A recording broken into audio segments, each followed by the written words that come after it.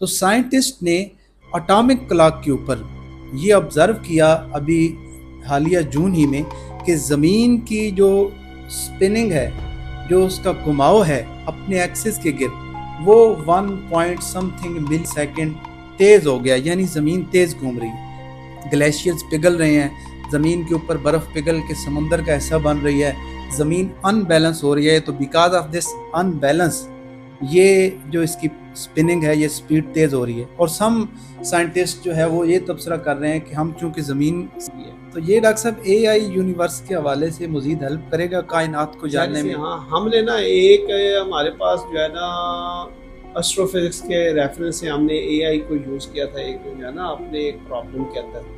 اچھا، تو کہتا ہے کہ میں نے نا ایک دن اے آئی سے کوئی چیز پوچھنی تھی، تو ڈائریکٹ جو ہے نا میں نے جیسے ہی اس سے کوئی چیز پوچھنے کی کوشش کی تو پہلے مجھے کہتا ہے کہ آپ بتاؤ آپ کی ایم فل کی ریسرچ کیسی چل رہی ہے۔ ہوئے ہوئے اس کے پاس اتنا ڈیٹا ہو گیا تھا، یعنی وہ ساری انفارمیشن اس نے ریکارڈ کی ہوئی تھی۔ وہ کہہ رہے تھے کہ تمام جابز ختم ہو جائیں گی، تمام ڈپارٹمنٹس ختم ہو جائیں گے، صرف 2 ڈپارٹمنٹ رہ جائیں گے، ایک وہ اچھا، اور اگر وہ قریب آ رہی ہو تو وہ بلو شفٹ، یعنی دوری اور قریبی گلیکسیز میں ایگزسٹ کرتی ہے۔ وہ تو اس کو ریڈ شفٹ اور بلو شفٹ یہ کہیں گلیکسیز کی دوستی اور دشمنی تو نہیں؟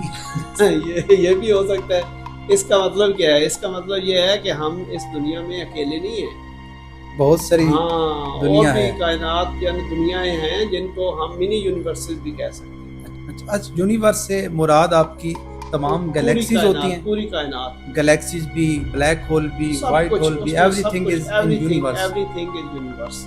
یہ جو سپیڈ ہمارے پلانٹ کی چینج ہو رہی ہے، اس سے کہیں گریوٹی پر فرق تو نہیں پڑے گا؟ گریوٹی پہ فرق جو ہے نا، دیکھیں یہ تو آپ کو دیکھنا پڑے گا، کیلکولیشن کرنی پڑے گی۔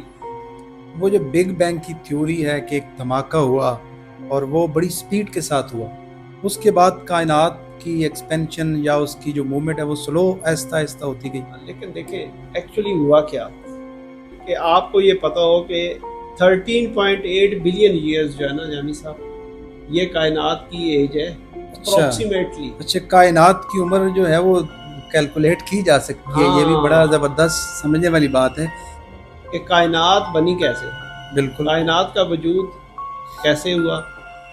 بہت سے لوگوں کا خیال ہے کہ جو سائنسدان بنتے ہیں، پروفیسر بنتے ہیں، ریسرچ کرتے ہیں، وہ خدا سے دور جاتے ہیں، لیکن یہ باتیں سن کے تو یہی لگتا ہے کہ انسان جتنا ریسرچ کرتا ہے اس کو ہر لمحے یہ محسوس ہوتا ہے کہ یہاں کوئی نہ کوئی بنانے والا ہے۔ ایگزیکٹلی